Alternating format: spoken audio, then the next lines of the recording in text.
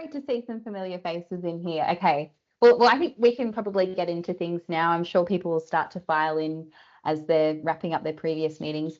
Welcome, everyone.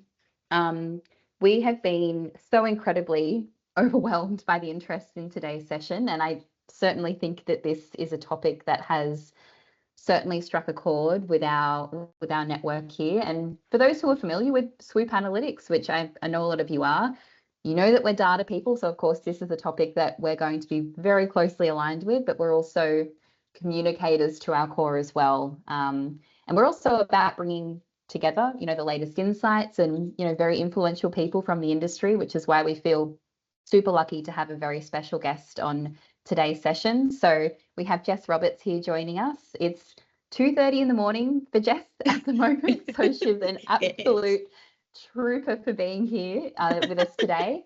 But I think as we get started, if you have access to the chat, please go ahead and introduce yourself in there. Tell us your name, where you're joining us from, and we'll keep all of the conversation flowing in the chat as we go through. I would also like to acknowledge the traditional custodians of the land on which we're hosting today's online session, and also the traditional custodians of the lands where our participants are located today. I'm based on the central coast of New South Wales, so I would like to acknowledge the Duckinjung people, who are the traditional owners. I'd also like to pay my respects to elders past, present and emerging, and extend that respect to Aboriginal and Torres Strait Islander people who are present on today's session. Now, some of you may already know about some of the fabulous work that Jess does and how she supports internal comms teams around the world. But for those who don't, Jess, would you like to tell us a bit about yourself? I would. And thank you for such a warm welcome and for so many of you signing up and joining us today. So a little bit about me. In a nutshell, I help internal comms teams work like experts.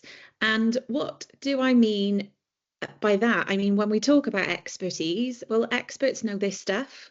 They love what they do. They do brilliant work in less time, which is the holy grail, right? They work on the really important stuff and they say no to all the other stuff. And most importantly, they're trusted to do what they do best. And for me, that's absolutely the cherry on the cake. There's nothing better for me than supporting internal comms professionals to get to that space.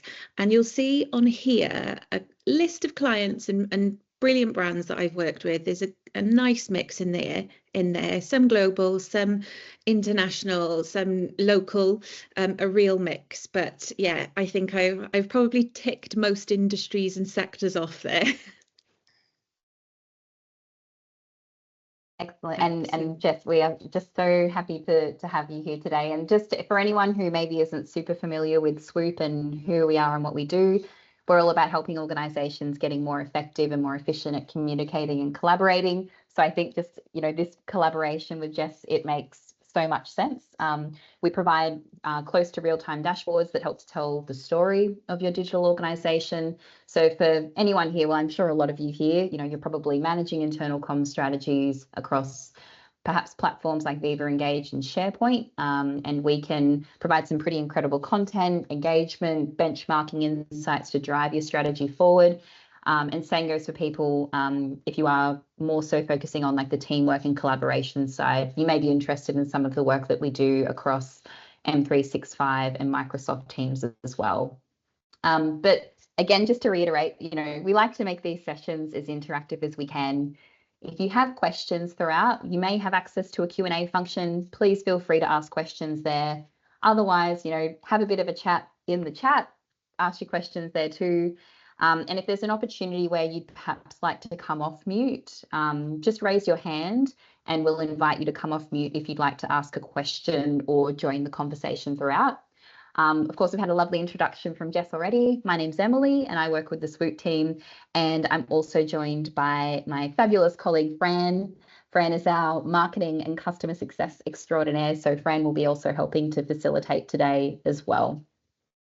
I'll also just draw your attention, if you do want access to the slides, we do this for all of our sessions. You can also just use the QR code in the corner if you want to get your hands on the slides ASAP. but we certainly will share the recording and the slide pack with you after today's session. Just give us a 24-hour turnaround to edit the recording, and we'll have it across to you to refer back to. That brings us to our agenda for the day. So we have a heap of super juicy insights that we want to dive into. We'll kick off with a discussion about the current state of internal comms and what may be holding us back, how we can make the leap from nice to have to must have, how we can start to flex our strategic muscles, and also including some super practical things to consider to get started as well, if you haven't already thought about the ways that you can use data to really boost up your strategy and moving from nice to have to must have. I think we should start off with maybe some hard-hitting truths. I think Jess. so too, absolutely. And it feels only right, doesn't it, to start our session with the data point, a statistic. And this is the state of play today. So 27% of communicators report a critical disconnect. Without leadership buy-in, the true strategic potential of communication remains untapped, and it's holding us back. And while this number is significant in itself, 27%, experience and real life client examples from my world gives me good reason to believe that the percentage is probably much higher. So what is going on? What is going on in the world of comms, and why aren't our leaders buying in and harnessing, helping us, supporting us to harness the true potential of IC? And when they do, what do they gain from it? What do we gain from it? What is the collective gain? Well, this won't be a surprise to you, I'm sure, as we are all in this space, but businesses with effective internal comms benefit from much higher rates of employee engagement. And we all know that when people are happier, they work better, they are kinder to each other, they collaborate more, and all of those things mean better performance. So there's lots to be gained here. Okay, and on to the next one. When we were thinking about the way or like what leadership buy-in looks like from the SWOOP perspective, it really does come down to your leaders showing up as some of the personas that you see on the screen here. I know some of you will be familiar with these personas, and you may look at these quite regularly for your own leaders and your own teams. But over the years, we've actually seen some really interesting correlations between the investment and the buy-in from leadership in organizations and their employee engagement and collaboration results. And that's all through our benchmarking studies that we run. We talk a lot about understanding the personas of leaders to advise on best practice and to encourage further buy-in as well.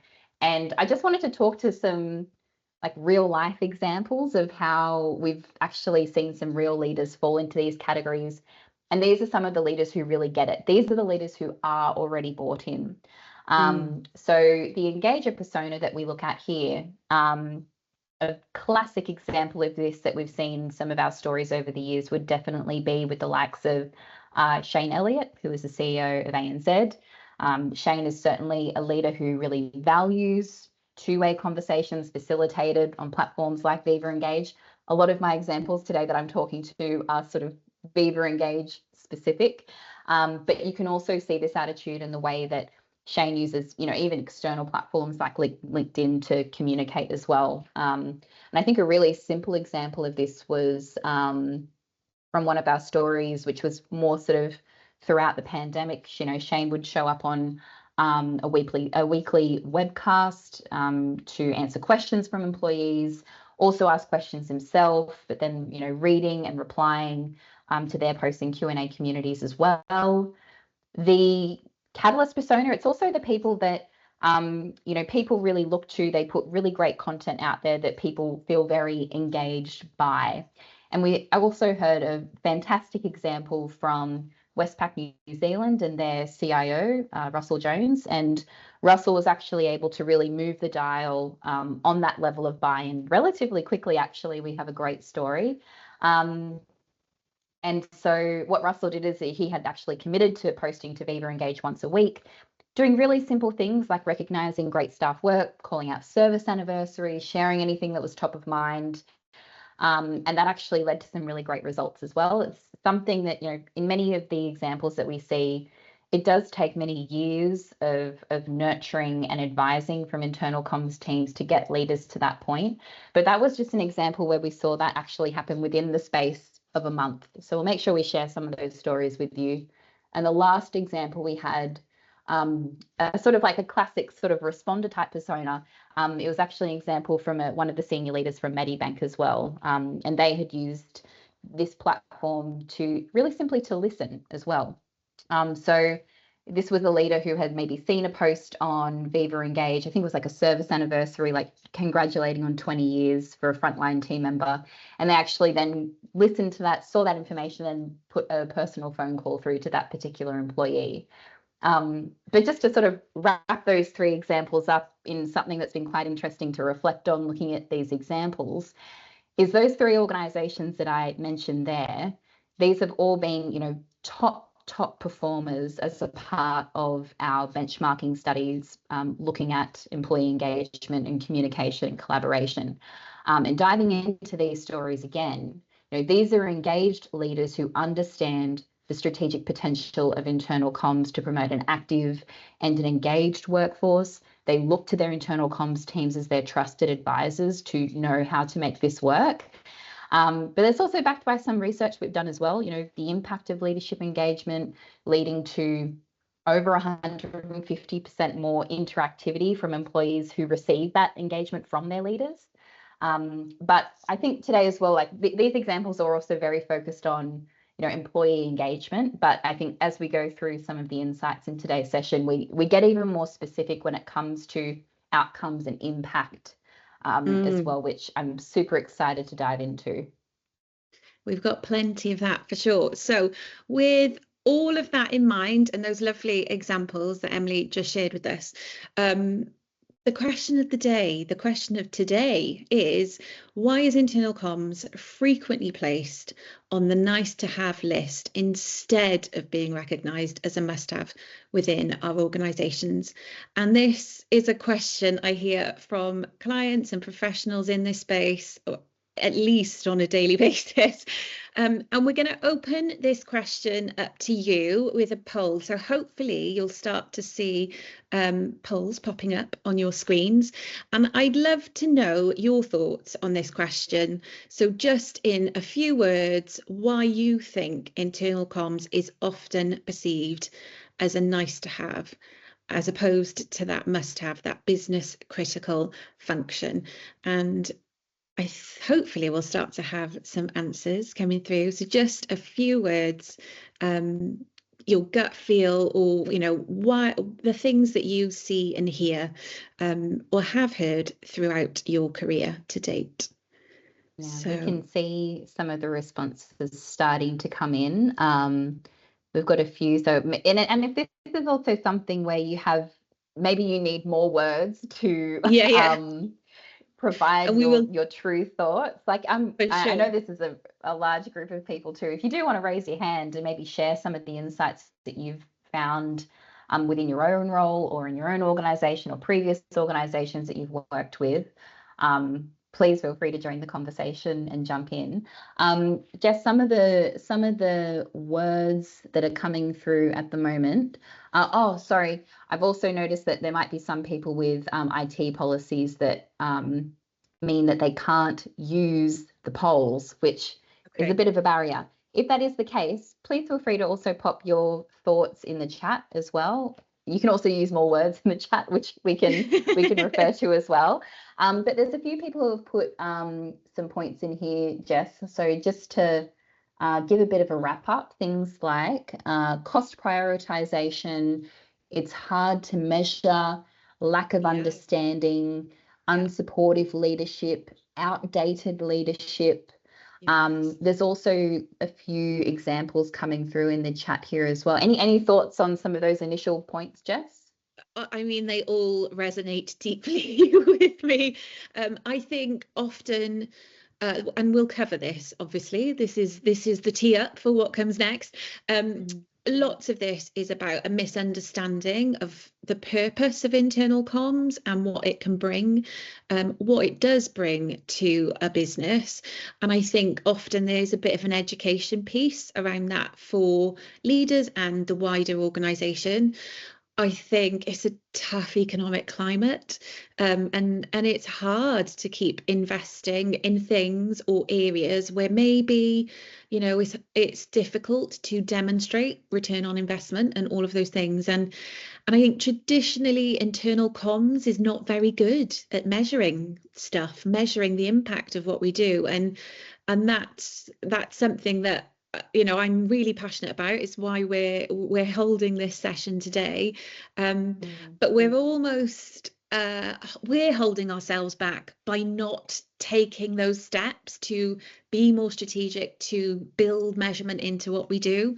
So yeah, there's lots of things, and we'll talk through them on the next slide. But shall we move on to the next one? Yeah, certainly. And Jess, there's also like a heap of other responses and thoughts in the chat that have come through on that and sort of people reacting to things that I think they're saying, yes, like we totally agree. Even something like customers and stakeholders being prioritized over people, that response is received. Yeah. Sorry, go Jess. So, sorry, I had a slight delay there.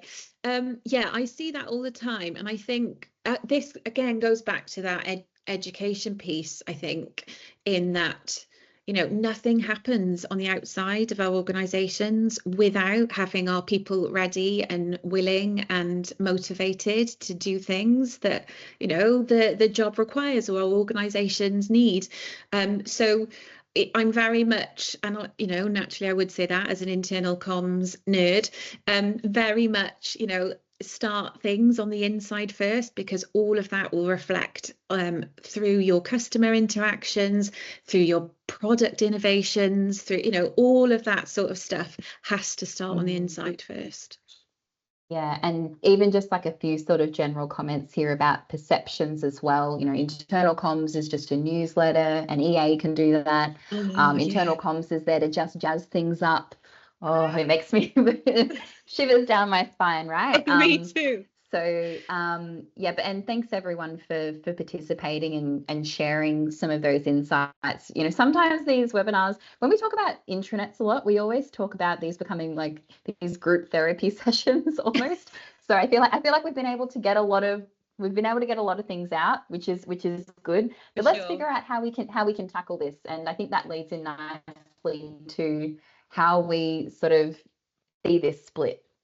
For sure. And, we've touched on lots of these in your comments here. But if we look at this a little bit more closely, what does it mean to be considered a nice to have versus a must have? And you can see, there's a pretty descriptive kind of list or checklist here, and you might gravitate towards one more than the other at the moment. But when we see internal comms as a nice to have, or when our businesses see internal comms as a nice to have, it's often, we're often perceived, or the function is often perceived as a cost rather than viewed as an investment, a worthwhile investment that will bring returns for the business. And I don't just mean returns in terms of financial returns, but in knowledge and engagement and understanding and motivation and all of those things. Often in that nice to have space, you'll find that internal comms is sidelined in the decision making. We find out things last. So I'm sure everybody on this call has been in this scenario where, there's a big change project or a transformation program happening, and it's like, oh, by the way, can we have a comms plan? It's launching tomorrow. And it's no, there's much more to be done and thought about in advance of that. I can see some smiling, laughing emojis coming up, and I know that is a scenario you have all been in. Whereas when you're a must have, your guidance, your expertise, your skills are valued, and you're brought into the decision making much earlier on in the process. Going back to that nice to have, what we do, our achievements, things that we're working on, they're typically not seen as contributing to business success. It's the sending out a newsletter. Oh, well, it's just a nice thing to have, right? Whereas actually what we're doing is directly impacting business performance, because as we talked about earlier, happy, engaged, informed, involved colleagues, that enhances performance. When you're a nice to have, typically that means people think of us, if we are measuring, we're measuring activity and output. So the stuff we're doing, rather than the impact we're having. And when we're measuring the impact we're having, that's really kind of that must-have category. When you're a nice to have, you are often considered, or internal comms is considered as something you do, something the internal comms team does, not something that we're all responsible for, that we all have, a role to play in. Our leaders are just as responsible for their part in internal comms as we are, in terms of, setting that strategic direction for the function. And we mentioned budget, I think, a little bit earlier on, but, when you're that nice to have, internal comms is a budget afterthought. If there is money left in the pot, you might get it.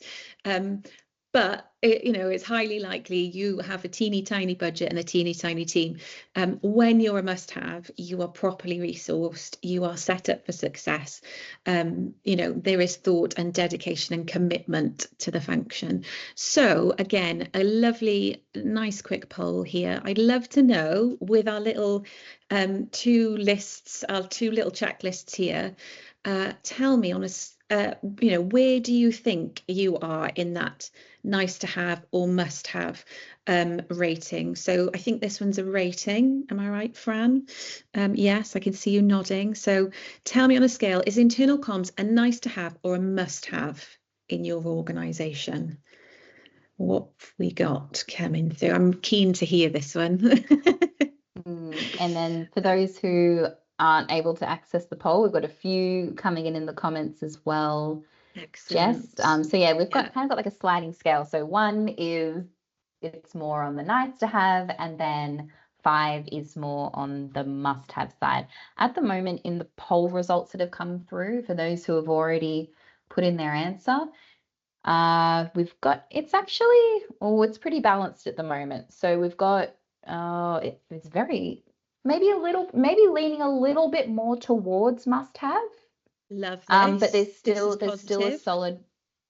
a solid group of people who are still sitting in the earlier parts, but we're pretty much like smack bang in the middle. It's kind of sitting at a 3.2 is the result that I'm looking at as the average, if we need to put some data behind this. But then others in the comments and in the chat, in the middle, in between, some with nice to have, quite a few with must have, which is really good.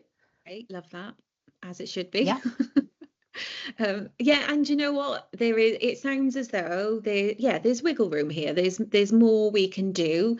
There's definitely room for improvement to help us shift internal comms into its rightful position as a must-have function in the business. So on to our next one. How do we make that leap?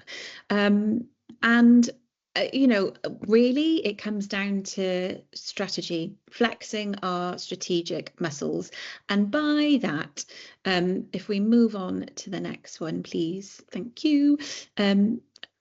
By flexing our strategic muscles, what do I mean? So this is about thinking ahead and planning our moves to hit those big goals. So making sure absolutely everything we do lines up with what we want to achieve in the long run, and actually what the business wants to achieve in the long run. And data is obviously going to be our greatest friend here.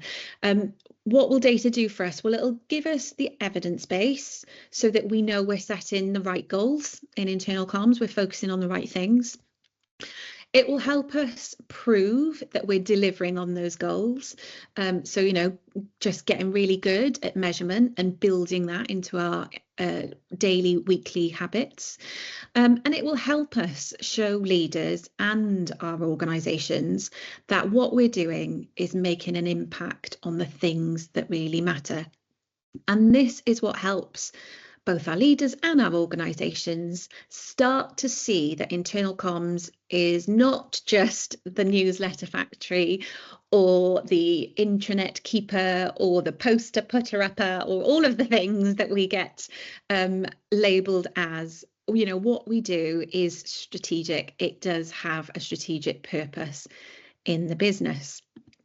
And I wanted to share with you a little, I guess, framework, a little model that I use often that helps us think about getting the balance right. And it's not to say that tactical work, like what I've just mentioned there in terms of newsletters and intranets, like all of that delivery work is absolutely important. It has a place, but we need to get the balance right. So when we spend too long being tactical, focusing on the here and now and the delivery, typically what I see and what I've experienced, you know, in earlier stages in my career for sure, we end up with almost a never-ending to-do list. Like our list of things just never gets any shorter. We jump from one task to the next, I guess, you know, moving by the skin of our teeth without knowing if really we've made the impact that we want to make. That's when we sit in the bottom right corner of this little framework. This is busy work. It is just that we're just busy, not really knowing if we're delivering on the things that we said we would, and having the impact that we said we would. And I guess at the other end of the scale, when we've gone too far the other way, and we're spending too long in that strategic space, we're thinking and planning for the future. Everything is somewhat in the distance. What we end up doing here is making a bunch of promises in our organisations about the things we will do. We will deliver this, but actually we don't keep any of them. We never get to that delivery stage. We never get to kind of making it happen, and that's why it's so important that we get the balance right, that we get both sides of the coin accounted for, because that's when we start to shift into that top right space, which is where impact lives. This is where we want to be, where we can see the impact we're having in our businesses. That's the sweet spot right there, and data helps us get to that point.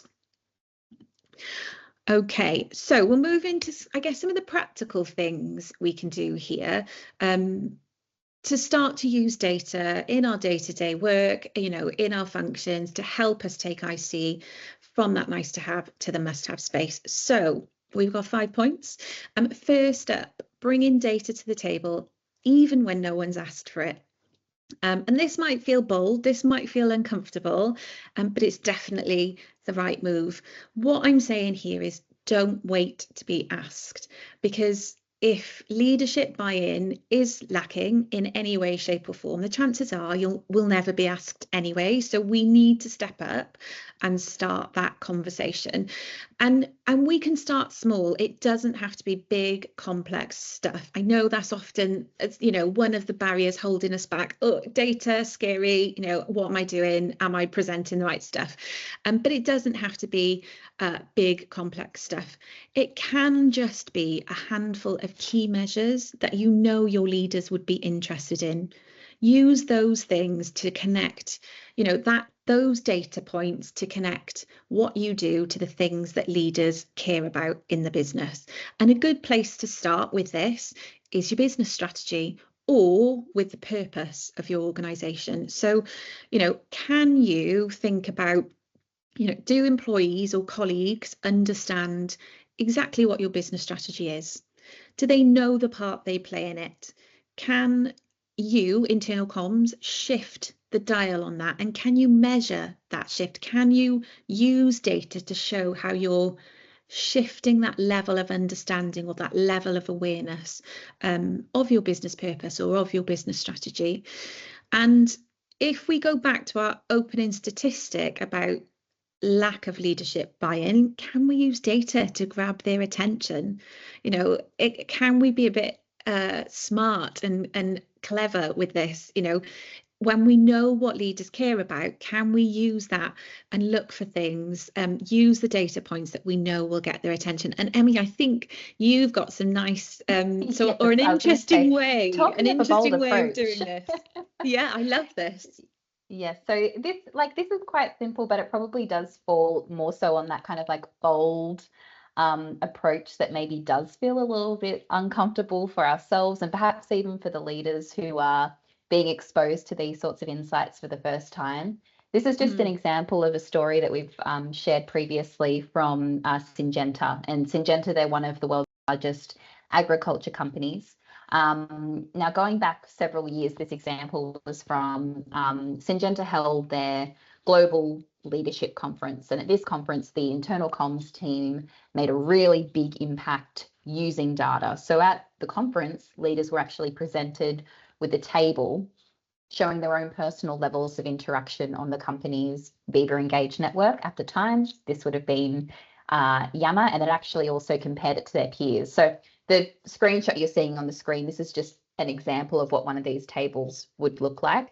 So each leader being ranked in order, with those regularly engaging with their team at the top of their list. And then you could also start to see how the data, or the leaders who were best engaging and how they were making a bigger impact. And this certainly wasn't information that the leaders were asking for, just to Jess's point as well.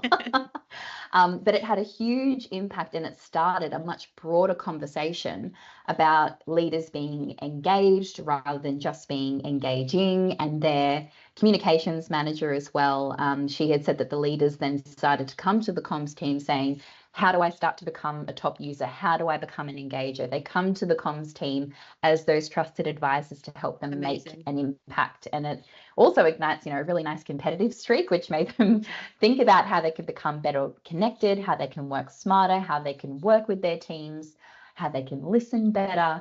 So it's a very simple but very effective way. And like that's an example from one organization who's presented this data, but we've also seen many other organizations. There may even be some people here on the call today who have used very similar lists as well to capture that attention. And then that has also led to a further buy-in as well, which has been really interesting to see. Love it. I'm all about being bold. I realize every organization I realize every organization is different, but if you want to grab their attention, that's one way to do it for sure.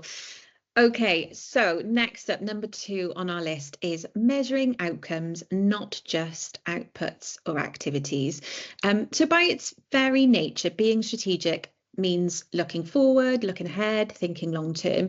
And when I think of outcomes, I think of the classic know, feel, do. So by that, I'm looking at measuring or thinking about, what do I want people to know or understand? What do I want them to feel? And what do I want them to do? What is the behavior or the action that I want them to take? That's, and none of this is to say that outputs or activities aren't useful. They absolutely are, but they are short-term indicators. They're fleeting, they change. They don't necessarily tell us if the things that we want people in our organization to know, feel, or do is actually what they know, feel, or do. We only get that when we measure outcomes. So how do we do it? Well, it's quite straightforward, actually. We start by getting really specific and identifying up front before we do anything else. Identifying up front what it is that we want people to know, feel, or do. Set those objectives, because once you've got those really good objectives nailed down, we've got something solid that we can track. We can take our baseline measure at that point, and then we can start to track these things regularly. Sorry, and I think we've got some nice examples of outcomes. Yeah, we've seen a few really interesting ones over the years as well, throughout our case studies, and like these are the ones that really jumped out at me as like actually having an impact on outcomes Yeah. within the business. So these examples, you may think, really, like reducing cybersecurity, solving crime, are your internal comms really having an influence on these sorts of things? Well, yes, they are. Absolutely. So just a few of these examples. So over many years, the first example that we have here about reducing cybersecurity threats, over many years, the internal comms team at ANZ, they have cultivated this culture of knowledge sharing and awareness amongst employees, so much so they've actually been able to use these enterprise social platforms to potentially reduce security risks as well. So this is an example that we heard about in our benchmarking study last year. So their internal comms advisor, Matt Nicol, he had learnt about a phishing simulation that had been conducted within the bank. And instead of keeping the simulation covert and, an employee in the security team actually posted about it publicly on their Viva Engage platform, warning everybody about the scam. And this action, may have seemed a bit counterintuitive at the time for the actual exercise and the practice, but it was then actually considered to be more of a best practice approach because it gave that immediate warning to thousands of employees. So they're able to use these platforms that, to share that information very quickly, to give every employee an equal voice to join into the conversation. They could share their own experiences as well, and then that also leading to potentially saving the organisation from future breaches as well. And it's really a testament as well to how comms have built that network as well to become a part of that culture amongst the employees at ANZ. So much so that last year they were actually #1 globally in terms of their performance and their engagement metrics as well. But the achievement actually underscores the importance of open communication, knowledge sharing to actually mitigate some of these risks too. And knowledge sharing and sharing that information about those potential threats as well makes for safer workplace and a safer bank for customers too. So it's really, you can start to make those links. I think the last example as well probably demonstrates this really clearly with some numbers too. But the second one that we have here about solving crime. So Victoria Police, they also use Viva Engage as a platform that has also been nurtured by internal comms over many years. It now has also kind of taken this pivot where it is that, it's quite organic and you have lots of people in the field and in the front line who are going to this platform, which has been a place that's been nurtured by internal comms for so many years. And they actually found it to be a great way to enhance their crime solving capabilities.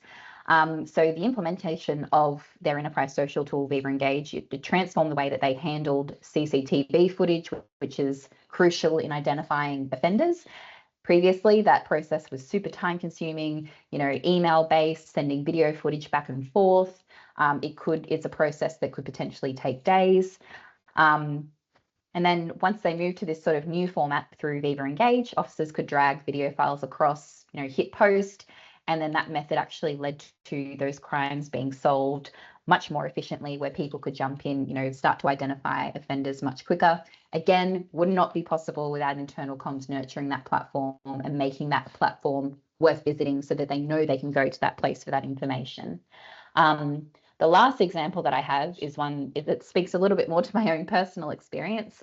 So I did used to work with a large fast food chain here in Australia that sell really great fried chicken.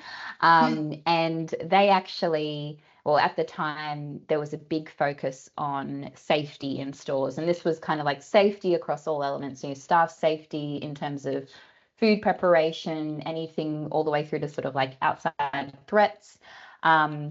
Also sort of keeping dealing with hot oil and those sorts of things in stores. So there was this clear message from the operations team about really shining a spotlight on safety and incident reporting. There was a need for that being a specific metric that needed to be improved. And so there was a dedicated campaign that was created, and that was amplified through Viva Engage, or at the time Yammer, when this was running, where we shared a whole heap of really great safety messages that were packaged up in a way that were, made it really easy for team members across Australia to engage with the message. So we're talking like 14, 15, 16-year-olds. So it's a pretty interesting demographic that we're looking at. So this campaign that we ran, there was hashtags, fun incentives, competitions that sort of all made a part of this campaign that went out to amplify those messages, ran over the course of about a month. And then at the end of that, when you looked at the safety incident reporting metrics, they saw an increase in that reporting from stores.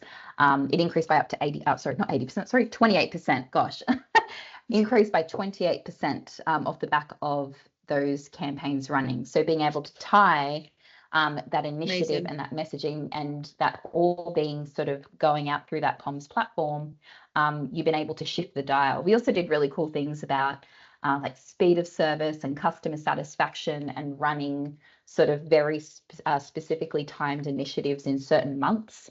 And then also going back and checking on customer satisfaction feedback results, looking at speed of service, you know, how quickly you go through the drive-through and how efficient you are. It all came back to sort of like knowledge sharing on that network, you know, creating these really fun campaigns for that message to actually shine, and then also having a really big change in the way that they might conduct themselves in the store as well.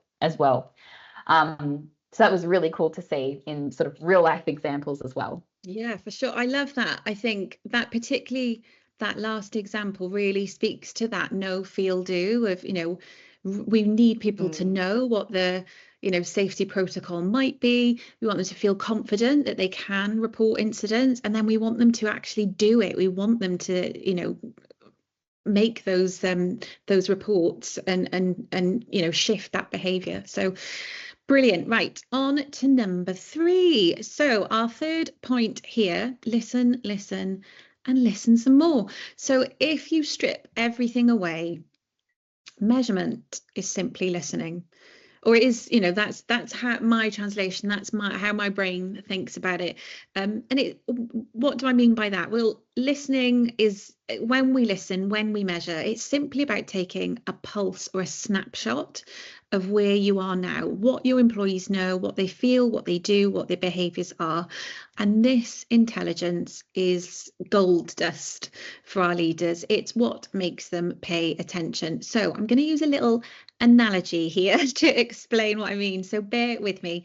So what you'll probably have twigged in my voice is that there is a Welsh accent coming through.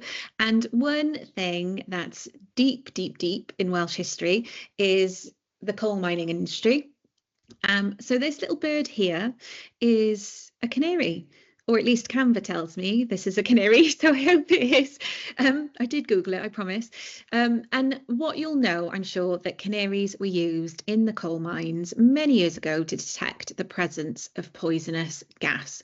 And I think of listening and using data to listen in a similar way. So in this scenario, internal comms becomes the canary. We become the eyes and ears of the business, spotting issues, listening to conversations, not in a weird way, listening to the right conversations, and using data to spot those, I guess, poisonous gases, those issues before they escalate. So how do we do that in practice? How do we really listen in practice? Well, there are tons and tons of ways, and I'll just mention a few now, but sentiment analysis is a great way to listen and hear the tone and the themes of the conversations that are happening in your organization. So if you have that built into some of your platforms, focus groups, so, you know, really digging into specific subjects or topics and exploring them with groups of colleagues,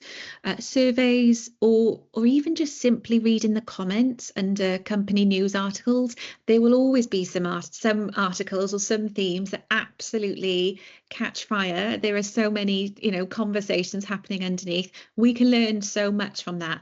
Anything really that tells us what matters most to people right now. And leaders love these insights, as I've said, you know, they always want more of them. So when we start doing this, be warned, your leaders will definitely want more of it. So I think we've got another poll to ask and hear from you.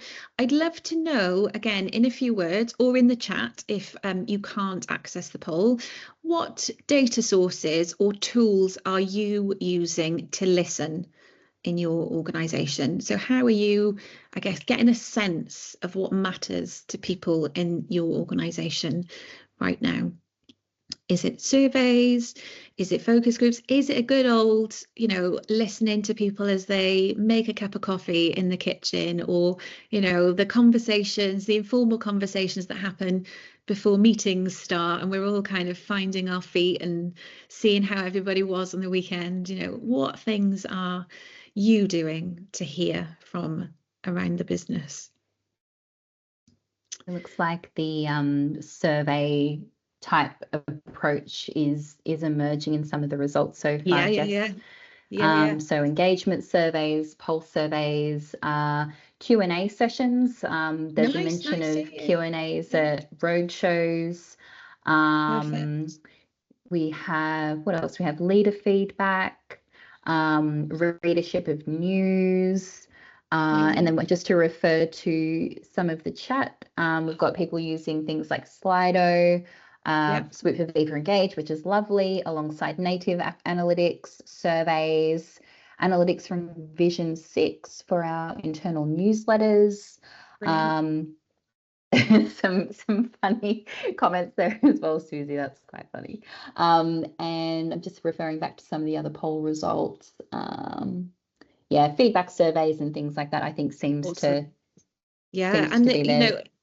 It's all valid. It's all ways to listen to and listen regularly and often in real time if we can. I realize that can be time intensive, but the more frequently we can build this into our habits, the more we'll get to know our people, our organizations, and be able to kind of front up those rumbling issues that might be kind of starting to heat up in our organizations before they turn into something big and scary.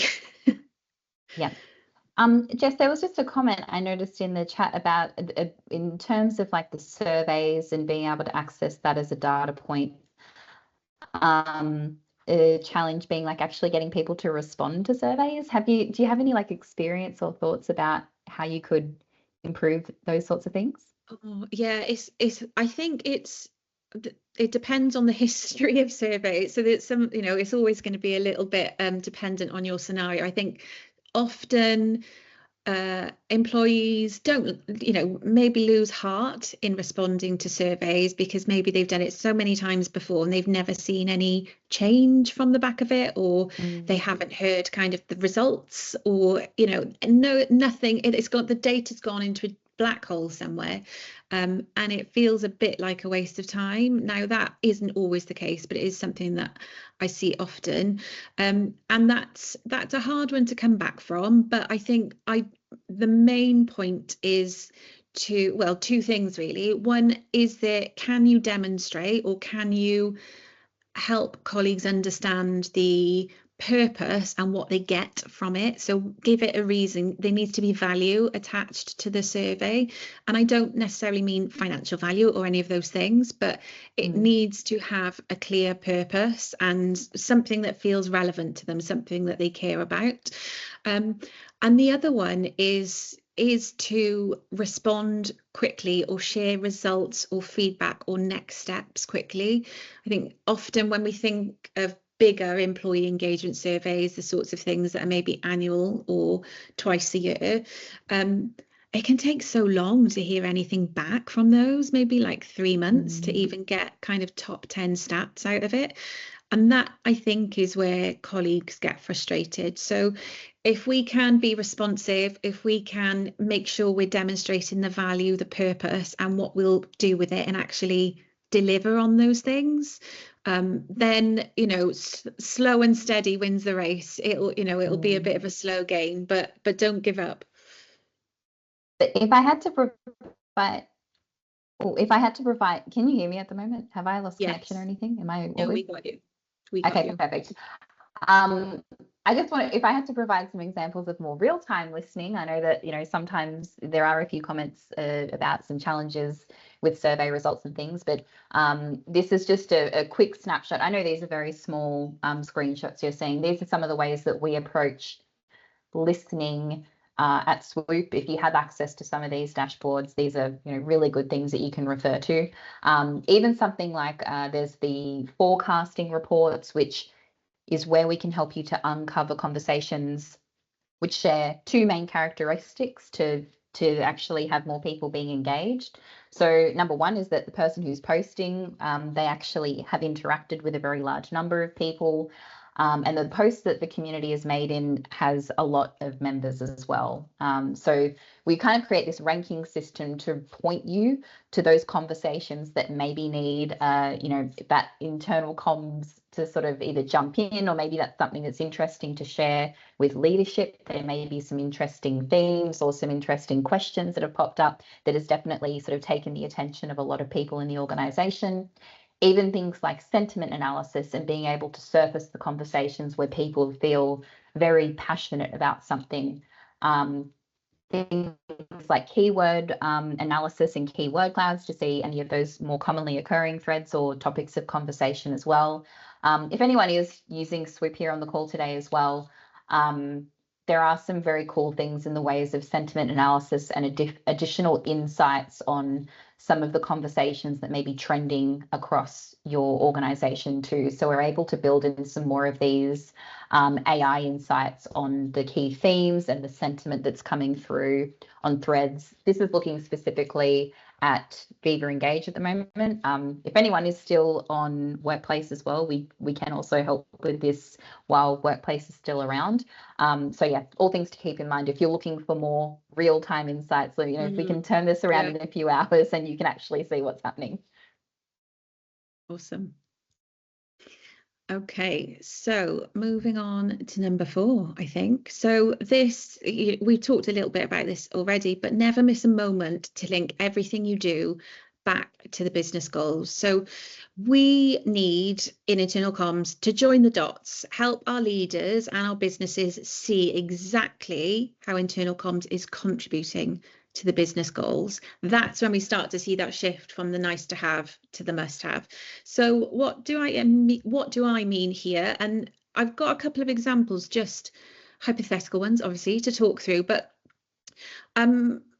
let's start with business goals. So if one of your business goals is, for example, to expand your market share, can you use data to show how internal comms is playing a role in that by educating and rallying employees around those plans? Are you helping employees understand that that is the goal for the business?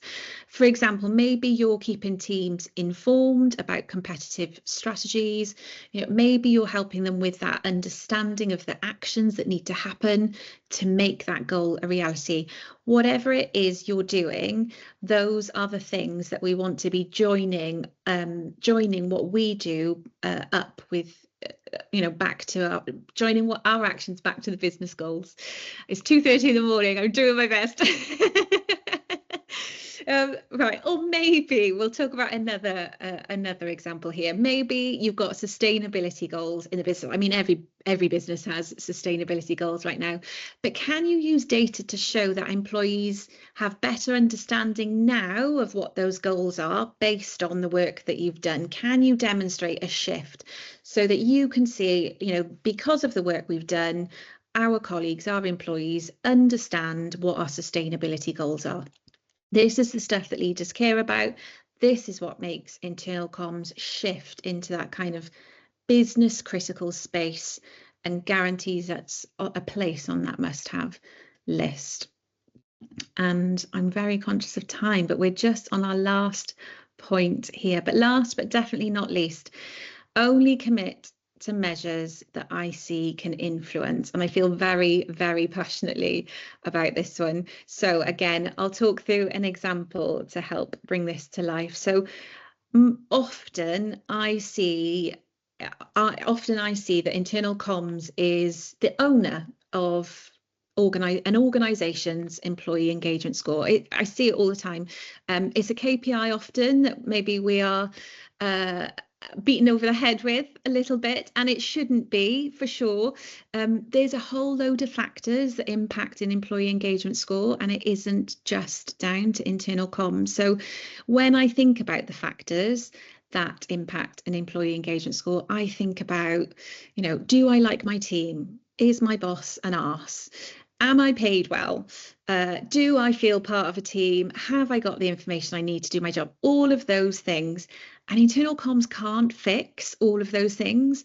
For sure, we play a part in it, but we're not the only players in the game. So set yourself up for success by having realistic conversations about the measures that you own and the ones that you just influence. They're very different things, and some of those are entirely within our gift, entirely within our control. Others are not. They're things that we contribute to. So as I say, commit only to the ones that you know you can really shift the dial on. And I wanted to share with you just on the next screen, this, as I said, I'm really passionate, particularly about employee engagement and that being used as a measure of our success. If we just shift on to the next slide, hopefully it's going to catch up with us. I'm not sure if this one? We're on to the LinkedIn. Might be a bit delayed. Fran, if you can hear me. It's okay. The Wi-Fi will catch up, I'm sure. Okay. But yeah, what you will see when you get the slides or when the slides catch up with you is a snapshot or a screenshot of a LinkedIn post where I share this exact thinking actually around employee engagement and internal comms not being responsible for an employee engagement score. And what you'll see, if you can see the tiny number at the bottom of the post, love that. We have over 500 people interacting with this post. What that tells me is that many internal comms pros felt this one. This one resonates. This one definitely connects with us. So, think about, what I've said there. Have those conversations about setting the right measures and being and setting the difference between what we own, what we can influence, and have those conversations up front. Okay, I think we're moving on, right? We're coming right to the end, but we've covered so much in a really short space of time. So I'll wrap up with one final thought, and that's very briefly, measurement doesn't have to be complex. It just has to be simple and useful. So, keep it simple, start small, build from there. As long as it's useful, that is the goal. So I don't think we're going to have too much time for some Q&A, but first, before we get to the end, I just want to say thank you. Thank you so much for joining me and welcoming me. And I definitely haven't felt that tired, which is amazing for like 3:30 in the morning now. But I encourage you to keep investing in your skills. These are some things that I do. If you're interested or you ever want to kind of check out some of that stuff, the Internal Comms Expert Programme and Everyday IC newsletter. You can see my little LinkedIn and my website there. I would love to connect and keep chatting with you some more about this stuff. So feel free to send out a little connection request. Thank you so much, Jess. It's been we couldn't even tell it was 2:30 in the morning. You absolutely killed that presentation. Thank you so much. We do encourage you, please go follow Jess on LinkedIn and of course her website as well. And then just a few final things here. Em and I were doing an Oz tour. We're coming to your town. We've got some sessions in Brisbane and in Sydney, and we've got Melbourne TBC. But we're coming to town. We'd love for you to register, and we can have a face-to-face chat. We can go over the content from today. We've got some other topics that we're going to go over, but we're so excited to hear the post goes. Absolutely, everyone's welcome. Come on down. You're invited, Jen. But yeah, scan the QR code there. We'll share some links later. We'd love to see you. If not, thank you so much for coming and spending an hour with us today. We hope you've had some 5 key takes away from this session here today, and can really look at your own measures there, from the nice to have to the must have, and take that one back. But any questions, feel free to stay on. We can save a couple more minutes if you want to talk through anything. If not, you know where to find us, and we can continue the chat there. But thank you so much for your day, everyone. Thank you. Yeah, thanks guys. Thanks everyone.